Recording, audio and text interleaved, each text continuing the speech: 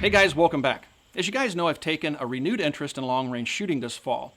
I've purchased a Reaper, for example, which costs about $5,000, the rifle and the scope, and that's quite a bit of money. I certainly can't afford to keep buying rifles at that price point, and what's kind of funny is that's not even really all that expensive in the grand scheme of things when you're talking about shooting long range. Long-range rifles, like some of the other rifles we've featured on the channel in the last few weeks, can cost considerably more. Rifles like the TRG-42 or the Christensen Arms, those rifles cost far more than $5,000 with the rifle and the scope considered in the price. So David Blythe, the owner of Blythes Sports, the gun shop that I frequent all the time and buy most of my guns through, him and I were talking about, do you think we could get to 1,000 yards with a $1,000 rifle? And I think most of us would agree that it's certainly possible, but then the question becomes, what rifle and scope combination allows you to get the most bang for your buck? So we wanted to do a little bit of experimenting to see if we could find that perfect rifle and scope combination. Start off, this is the first video in a multi-part series, I would imagine. But the first rifle we're going to give a try to is the Savage Model 10. This rifle has an 18-inch barrel, has a threaded barrel, so you can use it suppressed. It's also available with a 20-inch barrel, which you may or may not wind up using. Has a nice heavy bolt handle, a tactical bolt handle, and of course, the trademark Savage Trigger, the Accu-Trigger, really nice trigger. On top of this rifle, we have a new product. This is the Lucid L5. It's a 6 to 24 power variable scope, 30mm body. It has an MOA reticle. It's an MOA scope with 1/8 MOA adjustments. It has locking turrets you can pull up to make adjustments and push down to lock in place. And it also has side focus.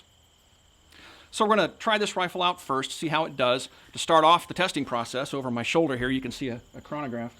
We're going to fire this rifle over the Chrony and try to figure out, well, we will figure out what the bullet velocity is so we can plug that data into my ballistics calculator, and then we can start working our way out to 1,000 yards. This should be fun. Stick around. Let's see how it goes. This is kind of a little bit of a detour here, guys, but let me give you a little bit of background info. Before I got set up to shoot the Savage rifle, I wanted to do a little bit of shooting with the Reaper. I just put a PWS 30 muzzle brake on it to kind of tame that recoil, hopefully so I could see my rounds hit at 1,000 yards through the scope. Use the scope as a spotting scope. And the PWS brake certainly allows me to do that. And so I was shooting at 1,000 yards. My first round that I fired, it was off to the right of the target. I saw the bullet hit the dirt. Elevation was spot on, but it was about 1 mil right because of wind. So I dialed in that 1 mil left, and then I fired a 5-shot group. And the 5-shot group that I'm going to show you guys right now is really impressive. It blew me away. Now, when I was watching the rounds hit down range, the group is so tight, I couldn't believe what I was seeing. I thought something was wrong, but I could still hear the bullets impacting the steel a few seconds later. So I wanted to come down range. I ran down range the first time. I didn't bring a tape measure. I just wanted to see what was going on. It's kind of in a hurry. I got down here and I couldn't believe what I saw. So I had to go back and get a tape measure. So let's take a look at this group.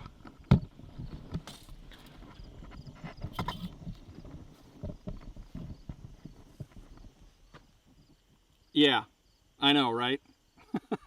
It's a 36-inch steel ringer. And let's just see how big this group is from center to center. It's about 5 inches. Now, I'm not gonna say that the Reaper is capable of shooting a 5-inch group at 1,000 yards over and over again. It's most likely a fluke, but holy cow, that blew me away. I'm gonna fire a few more groups and see what I can get out of it, but you know, the last group I fired out of it at 1,000 yards was more like 16 inches. It was a really windy, nasty day. I was thinking it could easily do 1 MOA. We proved that at closer ranges. But this is just simply unbelievable. It's one for the history books, my history book anyway, kind of the small history book that it is, but that blows me away. I'm really happy with that. That's pretty cool. Let's head back. The first step in getting the Savage squared away for long-range shooting is figuring out the muzzle velocity of each load I will be testing. This is critical as it will allow me to plug the data into my ballistics calculator for my scope settings. I fired several rounds of each ammo type and logged the bullet velocity so I could establish an average. I fired Remington Match with a 168 grain Sierra Match King bullet, and also Federal Gold Medal match ammo in both 168 grain and 175 grain loads, and again, both of those do use a Sierra Match King bullet as well.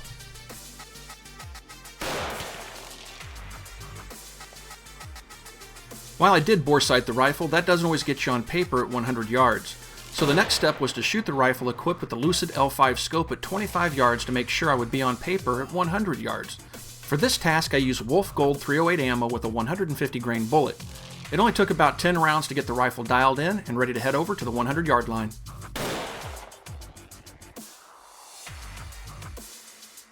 The Lucid L5 scope is an affordable full-featured optic. It is variable power, allowing the user to select between 6 and 24 power magnification. The 30mm tube works with most popular mounts and rings, and the large 50mm objective lens captures ample light. The large locking target turret knobs feature easy-to-read markings and have a positive 1/8 MOA click on both the elevation and windage turret.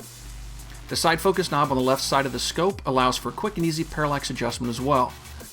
The MOA reticle is on the second focal plane and requires the scope to be set to 24 power for proper ranging and holdover calculations. The L5 also allows for 50 MOA of elevation and windage adjustment. Now it was time to get down to business and see just what the rifle could do at 100 yards. First I fired a 3-shot group with the Remington match ammo. I could see through the scope the results were going to be not all that impressive.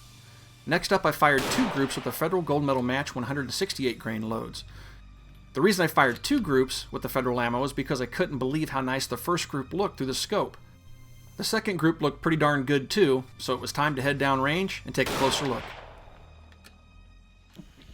Alright, so here are the first few groups with the Savage. This first group here was fired with the Remington match, and that's not very impressive.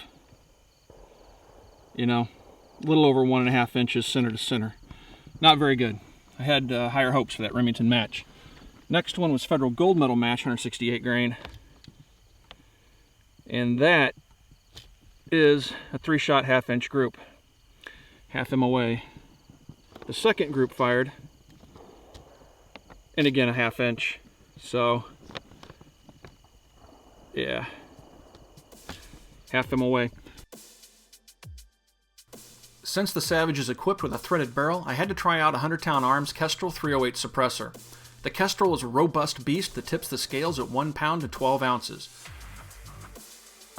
Once in place, I fired standard velocity 308 Remington match ammo and everything seemed to work perfectly. I didn't notice any point of impact shift when engaging steel ringers at 200 yards.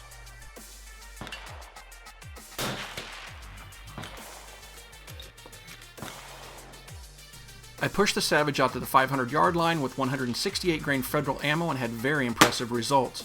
The optics clarity on the L5 is usable, but the image quality isn't nearly as clear or as sharp as the image through my Leupold Mark 6 scope. This is to be expected though, given the L5 costs about $1,600 less than the Loopy. I wasn't able to hit the 1,000-yard ringer on this range trip due to inaccurate ballistics data or inaccurate elevation adjustments on the scope. I didn't have time to figure out what the source of the problem was before the rain set in for the afternoon.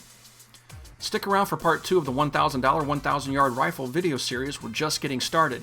If you guys have any questions about anything you've seen in this video, you can ask those questions on our Facebook page. You can find us on Facebook at www.facebook.com/militaryarms. Also, please swing by and check out the Bang Switch, our blog. Thanks for watching, everybody. We'll talk to you guys soon. So this is the second group I fired this morning with the Reaper at 1,000 yards. And let me show you what this one looks like. This is more typical, I think, of what the Reaper is capable of.